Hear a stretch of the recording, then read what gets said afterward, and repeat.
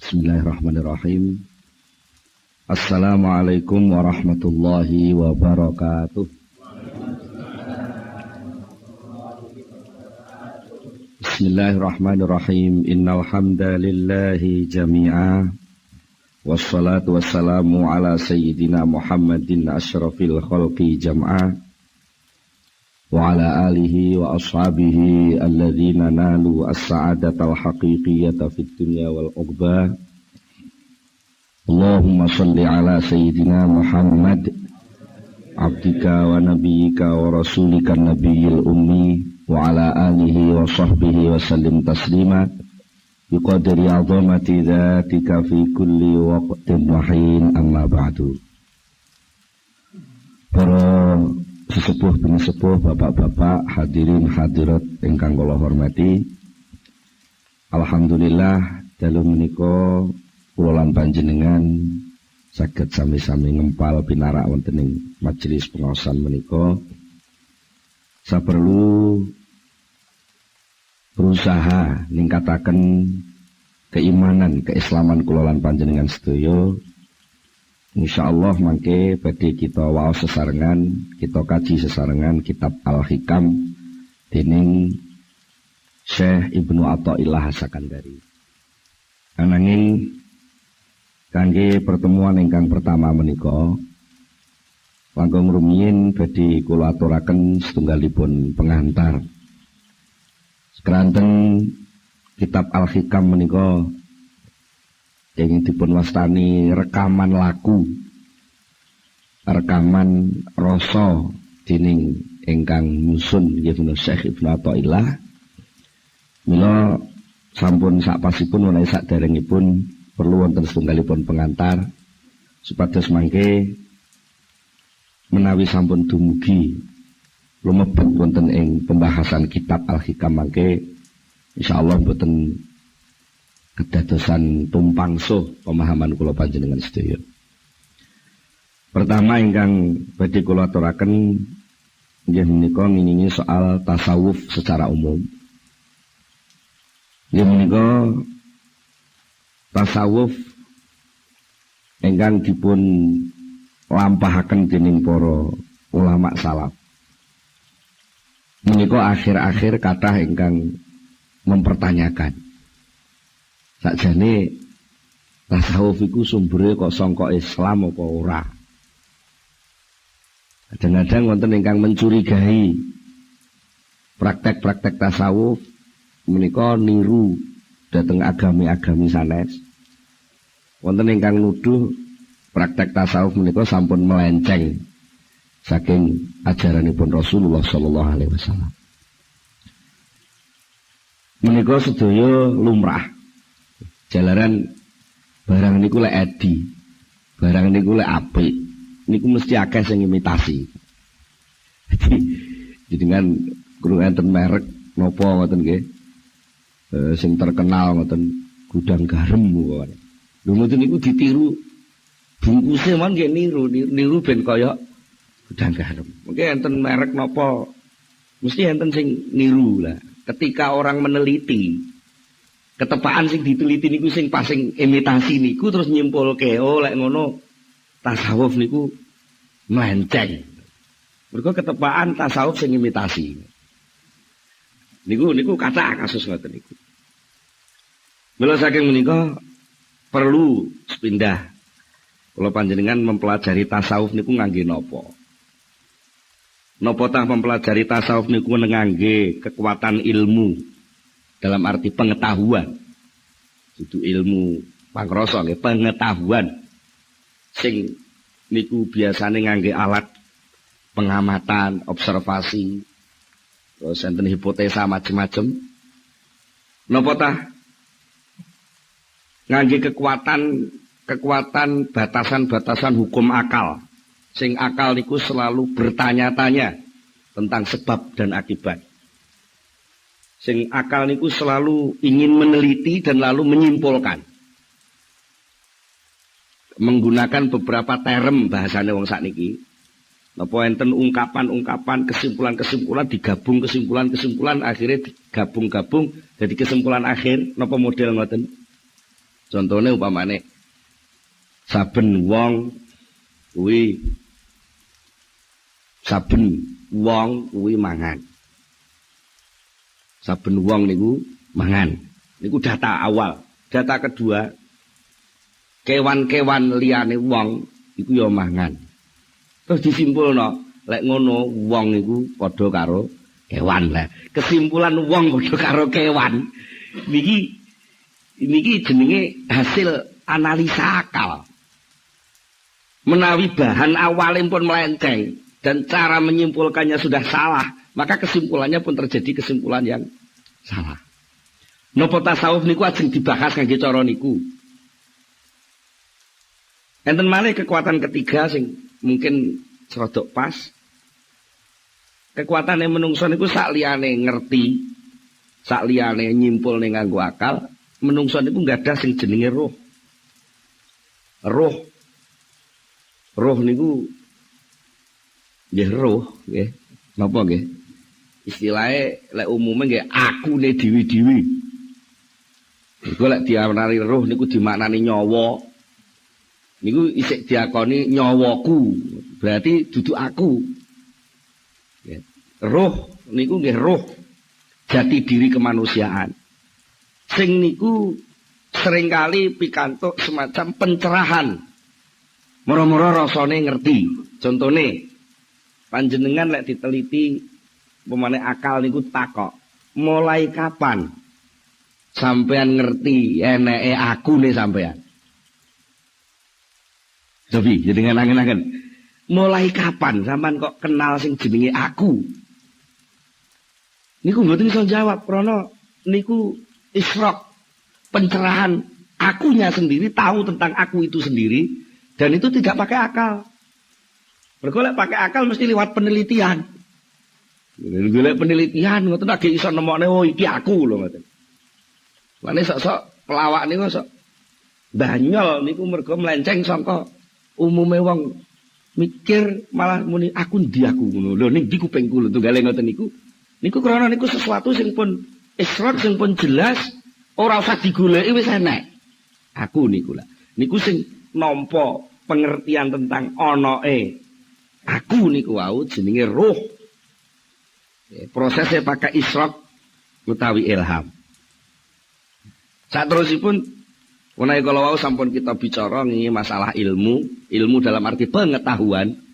Jenis ilmu dudu ilmu jurus, dudu ilmu 8 dewa. Jenis ilmu niku maksudnya ilmu niku pengetahuan. Pengetahuan, tahu. Menawi kula panjenengan sedaya pengen nglebeti ilmu tasawuf dalam arti tanda kutip alam tasawuf itu sendiri menggunakan ilmu atau menggunakan pengetahuan, maka yang namanya pengamatan tahu itu sendiri, tahu itu hanya bisa mengamati kulit dan penampilan bentuk saja. Akhirnya enten sing nun sewu kebliduk tasawuf iku ya lek wong gelem nganggo sarung serodok kumel, klambine nglinting, ambune ora patek wangi, kupluke nyadam mabang suwe ora tau ganti. Nggih. Sarungan ngisor dengkul. Niku jenenge bentuk penampilan lahir. Terus niku diarteni yaiku tasawuf mesti kebujuk. Niku tasawuf niku duduk niku. Tasawuf niku duduk wong sing nganggo sarung sing elek-elek terus moh numpak sepeda motor mlaku terus. Niku mboten niku tasawuf. Walaupun mungkin nanti ada beberapa suatu keadaan si murid tasawuf itu kadang-kadang karena suatu pelajaran dia harus melakukan hal seperti itu dan itu tidak selamanya. Mungkin melalui proses itu juga bisa. Tapi bukan itu tasawuf. Nah, niku bahayane ngoten nek kula jenengan nyimpulne apa-apa mung sekedar delok jarene kabare terus niku mengke mesti kebliduk. Ini ibaratnya mung kaya wong delok ceritane ketoprak nglakokne Sunan Kalijaga dan mergo ndelok tampilan, tidak ndelok Sunan Kalijaga. Akhirnya ngertine mung bentuk wadah sing ditampilno pemeran Sunan Kalijaga niku terus kebliduk. Ya iku lho Sunan Kalijaga. Padahal itu hanya pemeran Sunan Kalijaga. Iku bahayane wong sing mengamati tasawuf ngangge pengetahuan. Lajeng enten malih sing mengamati tasawuf ngangge akal. Artinya akal niku pakai hukum akal, logika. Pakai kias. Damel napa? Hukum-hukum logika untuk menyimpulkan suatu kesimpulan. Mergo nalikane kula panjenengan menggunakan akal untuk memasuki lautan tasawuf yang tak terbatas itu. Kalau kita memasuki taman-taman indahnya tasawuf, lalu kita menggunakan akal yang serba bertanya dan mesti letterlek saklek. Nek iki enek A mesti kesimpulannya B. Nek A gandeng karo B arep muncul jenenge C dan begitu seterusnya. Niku pol-polane pol kemampuan akal niku hanya mengamati materi lahir. Senajan materi lahir niku kenging tinggi bahan awal pemikiran akal niku piyambak. Contohnya niki ana biting siji, ana maneh biting maneh siji. Terus sampean amati disimpulke biting siji dijejer karo bitung siji kesimpulannya biting loro. Niku akhirnya terus dienggo pedoman senajan bitinge wis gak enek, akal pun mlaku dhewe. Siji ditambah siji mesti loro. Karena napa bahan awale keng materi. Lah mongko sing jeneng tasawuf itu bahan-bahan yang dipakai pemahamannya bukan material. Tapi langsung niku sesuatu yang gaib. Ya, sesuatu yang gaib. Sesuatu sing begitu luas di alam awang-awang ibaratnya ngoten sing tak terbatas. Niku lek ngangge akal akhirnya mengke cara wong ngoten pengen mengarungi seluruh dirgantara tapi piyambake namung ngiberno layangan ngoten tok. Napa nggih saged gayo? Mboten saged. Wong sing wis canggih ngangge napa kongkot mau iso rutuh kok nggih.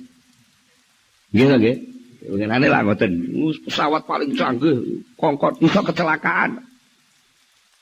Napa malih niki soal alam di balik alam kemanusiaan itu sendiri yang itu terkait erat dengan nurun nubuwah, cahaya kenabian. Alam wahyu, alam gaib. Alam inti manusia yang itu sendiri, manusia itu sendiri adalah rahasia Allah Subhanahu wa taala. Nek niku ajeng dipahami nganggo akal, maka yang terjadi adalah penyempitan persoalan manusia itu sendiri. Dan mula saking menika kangge memudahkan dos pundi supados kula panjenengan menika saged memahami tasawuf. Ya ampun nganggo alat sing remeh-remeh. Begitu luasnya tasawuf sing mampu saged ngrasakne tasawuf niku namung manahipun piyambak-piyambak. Mula mangke wonten ing kitab Al-Hikam. Insyaallah mangke badhe dipun paringi pinten-pinten penjelasan sing mungkin bertentangan kali kesimpulan akale wong umum. Kesimpulan akale wong umum sing salah niku dudu akale gak jane, tapi bahan sing dienggo nyimpulno niku lho kurang pas. Bahan sing dienggo nyimpulno niku kurang pas. Contoh niki contoh sing mbok menawi teng pengaosan sanes sering kula aturaken. Contone ngeten. Wong sing usahane sregep niku sing akeh sukses hasil dadi wong sugih. Ana wujudan jenenge usaha ikhtiar, ana akibat, ana sebab jenenge usaha, ana akibat jenenge sugih. Karena bahan niki akal nampa terus nyimpulno lek ngono muncule sugih kuwi sangka usaha. Karena akal niki namung ngerti niki Akhirnya sampai teng putih-putih niku akal niku terus berperan lan ngampanyekno suasana niki. Nek kowe gak gelem nyambut gawe gak iso sugih. Nggih ngoten nggih. Sampai lek duwe anak melarat diseneni lho kowe ora gelem nyambut gawe. Nah, niki pun mboten pas. Sing hubungannya kalih soal tasawuf. Napa? Soalnya tasawuf itu berawal saking pemahaman iman.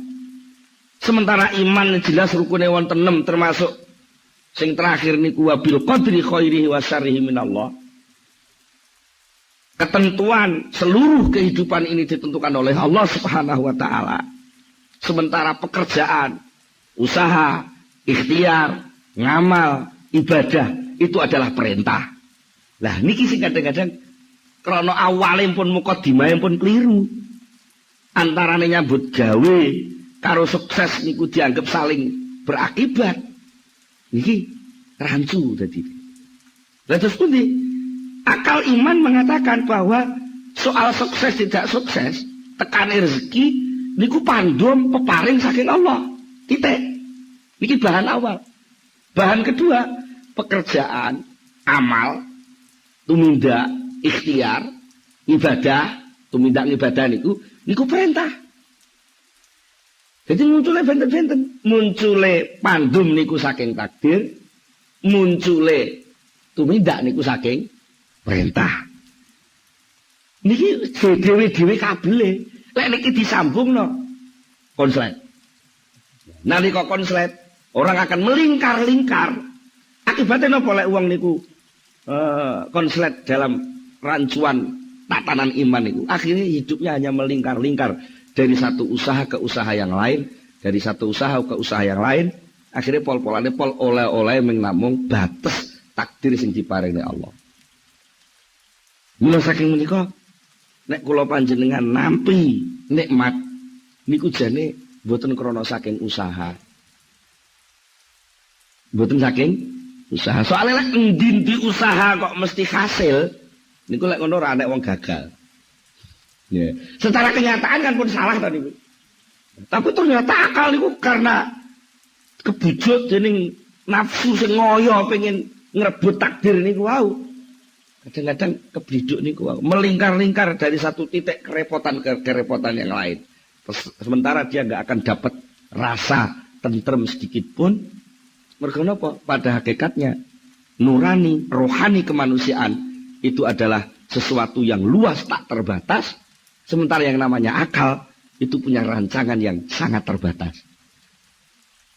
Akibatnya malih nalika wong niku nuwun sewu kemlelet. Cara wong Blitar kemlelet, cara wong Jombang kemeletak. Kemeletak. Berusaha untuk membatasi, mengatur perilaku manusia dengan hasil akal. Maka yang terjadi adalah benturan-benturan sosial. Mergo wong niku enten malah unen-unen cara Blora Jawa Tengah siji silit siji anggit. Angger wong niku duwe pertimbangan sendiri-sendiri. Perilaku orang itu ditentukan oleh kemauannya sendiri-sendiri. Nah, akal itu punya penemuan sendiri-sendiri. Lah kok ada penemuan akal seseorang ingin mengikat orang lain, pasti terjadi kegagalan. Contohnya komunisme gagal. Kapitalisme gagal. Dia nota menungsa loh nggih. Lek tujuane kapitalisme sing ingin menguasai mungkin bisa. Tapi lek ingin menentramkan kehidupan dengan model kapitalisme, sosialisme, itu semua akan gagal. Mergo napa? Manusia itu rahasia Allah. Karena rahasia Allah hanya bisa diselesaikan oleh aturan-aturan Allah itu sendiri. Jadi lek akale menungso kok ingin berusaha untuk mengikat perilaku manusia, niku jenenge akal sing terbatas ingin ngatur sesuatu yang tak terbatas. Tidak mungkin itu bisa selesai. Nah, terus apa hubungannya soal niki kalih tasawuf? Pada dasarnya tasawuf niku adalah mengajak orang untuk tunduk, sujud, membersihkan keinginan-keinginan jenggelek. Gitu, penak ngomong ngono. Kok jenggelek niku? Bahasa Indonesia ini jenggelek itu angel niku. Jadi sujud ya sudah sujud. Akalnya sujud kepada Allah. Fisiknya sujud menurut aturan Allah. Perilakunya sujud menurut syariat Allah. Rohaninya sujud menerima seluruh keberadaan Allah. Lah niku mboten saged dipahami ngangge akal, mboten saged. Wong akal itu hanya mau bertanya dan dijawab.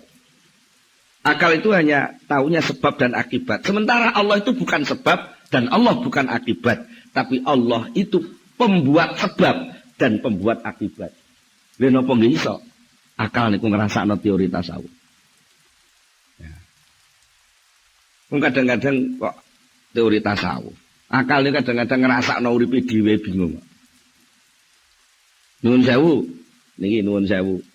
Jenengan kadang-kadang ngelih tau ngalami susah ning ra ro sebabe. Ngene, sering lagi. Akal niku akal bertanya-tanya itu.